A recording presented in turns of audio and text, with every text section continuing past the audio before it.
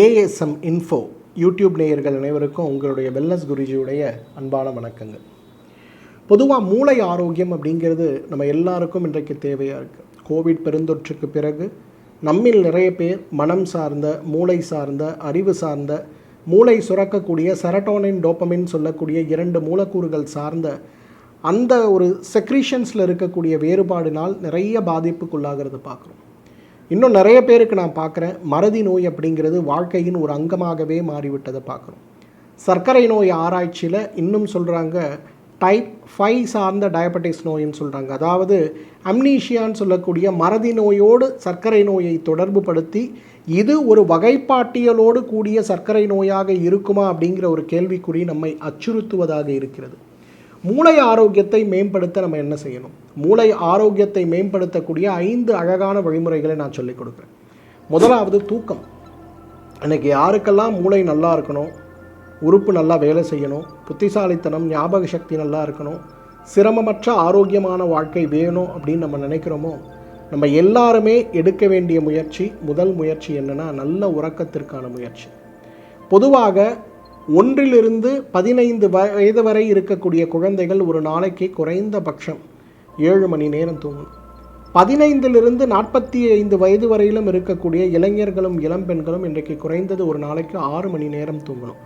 45 வயதிலிருந்து 65 வயது இருக்கக்கூடிய பெரியவர்கள்லாம் இன்றைக்கு குறைந்தது 6 மணி நேரம் தூங்கணும். 65 வயதுக்கு மேலே நம்ம குறைந்தது 7 to 8 மணி நேரம் தூங்கணும். அப்போ தான் உடலும் மனதும் மூளையும் ஆரோக்கியமாக இருக்கும். ஆனால் இன்றைக்கு நிறைய மொபைல் பிரயோகம், டிவி பார்க்கின்ற விஷயங்கள்லாம் செய்யக்கூடிய ஒரு நிலை இருக்கிறதுனால நம்மில் நிறைய பேருக்கு தூக்கமின்மை அப்படிங்கிறது ஒரு சாபமாகவே மாறிவிட்டதை பார்க்குறோம். தூக்கமின்மையோடு நாம் போராடி கொண்டிருக்கும் போது மூளை ஆரோக்கியம் எப்படி நல்லா இருக்கும்?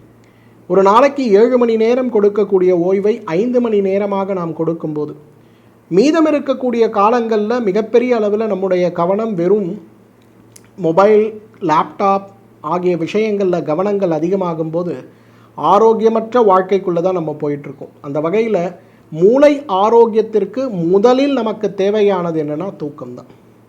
2வது நமக்கு தேவையானது பெருங்குடல் ஆரோக்கியம். எல்லாரும் யோசிப்பாங்க, என்ன சார் மூளைக்கும் பெருங்குடலுக்கும் என்ன சம்மந்தம் இருக்குது? இன்றைக்கி பிரெயின் கட் ஆக்சஸ்ன்னு சொல்லக்கூடிய ஆராய்ச்சிகள் எவ்வாறு மூளையிலிருந்து வரக்கூடிய வேகஸ் நரம்பு பெருங்குடலை தூண்டி பெருங்குடலில் என்ன மாற்றத்தை உருவாக்குகிறது அப்படிங்கிற ஒரு ஆராய்ச்சிகள், பெருங்குடல் ஆரோக்கியத்திற்கும் மூளையில் ஏற்படுகின்ற நடுக்குவாதம் சார்ந்த பார்க்கின்சன் நோய்க்கும் இருக்கக்கூடிய அந்த ஆராய்ச்சிகள்லாம் இன்றைக்கு நம்மை பாடாய்படுத்துவதை பார்க்கிறோம்.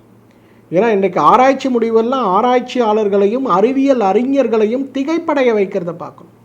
என்ன காரணம்? பெருங்குடல் ஆரோக்கியம்தான் இன்றைக்கு மூளையுடைய ஆரோக்கியம். அதனால் பெருங்குடல் ஆரோக்கியப்படுத்தக்கூடிய மிகச்சிறந்த ஒரு வழிமுறை எது? கழிவு நீக்கம், டீடாக்ஸ் செய்யணும்.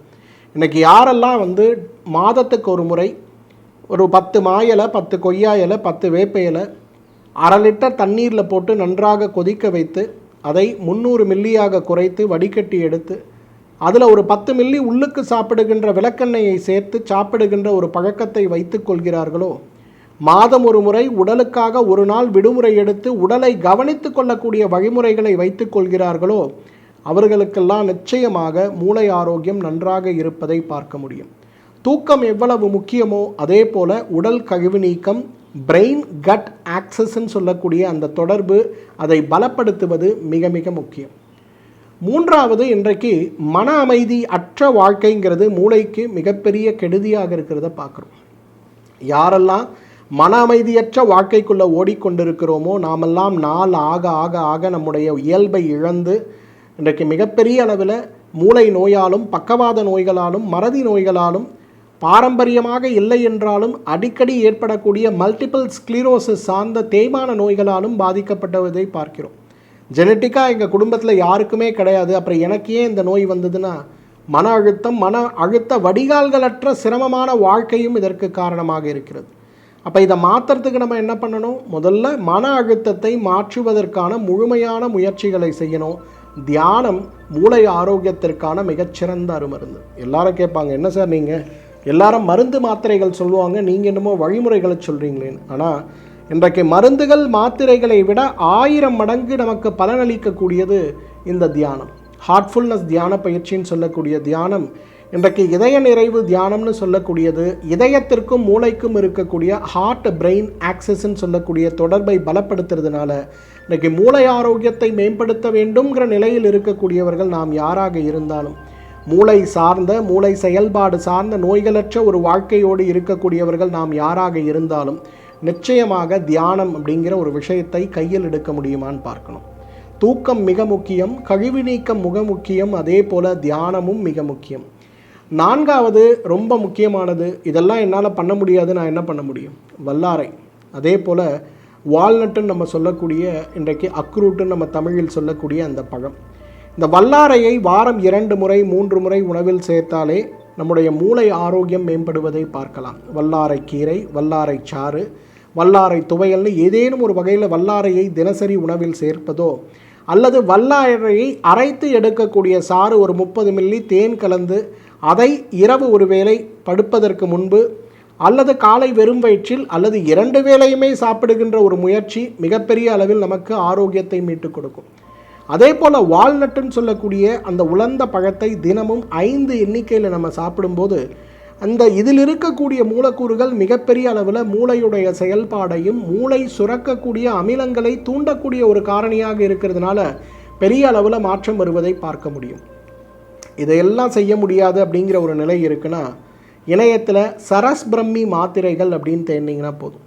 இந்த சரஸ் பிரம்மி மாத்திரைகள் அப்படிங்கிறது மூளையுடைய ஆரோக்கியத்தை மிகப்பெரிய அளவில் மீட்டெடுத்து கொடுத்து மூளை நோய்கள், நரம்பு நோய்கள், மறதி நோய்கள், கற்றலில் இருக்கக்கூடிய குறைபாடு நோய்கள் வரை மிகப்பெரிய அளவில் குணப்படுத்தி விடுவதை பார்க்க முடியும். இந்த சரஸ் பிரம்மி மாத்திரைகளை காலை 2 இரவு 2 உணவுக்கு முன்பு எடுத்துக்கொள்ள முடியுமான்னு பாருங்கள். பெரிய மாற்றம் ஏற்படுவதை பார்க்க முடியும். மூளையை ஆரோக்கியமாக வைத்துக்கொள்வதற்கு மருந்துகளை விட வாழ்வியல் மாற்றங்களும் ஊட்டச்சத்து குறைபாடு அற்ற ஒரு நல்ல உணவு முறையும் நேரம் கிடைக்கும்போது ஆழ்ந்த தூக்கமும் தான் மிக மிக அவசியம். இதை முறையாக செய்கின்ற ஒரு வழிமுறையை மட்டும் நம்மால் பின்பற்ற முடியுமேயாயின் 100 வயது அல்ல 120 வயதானாலும் மூளை நோயற்ற ஒரு ஆரோக்கிய வாழ்க்கை நம்மால் வாழ முடியும். மீண்டும் சந்திப்போம். நன்றி, வணக்கம்.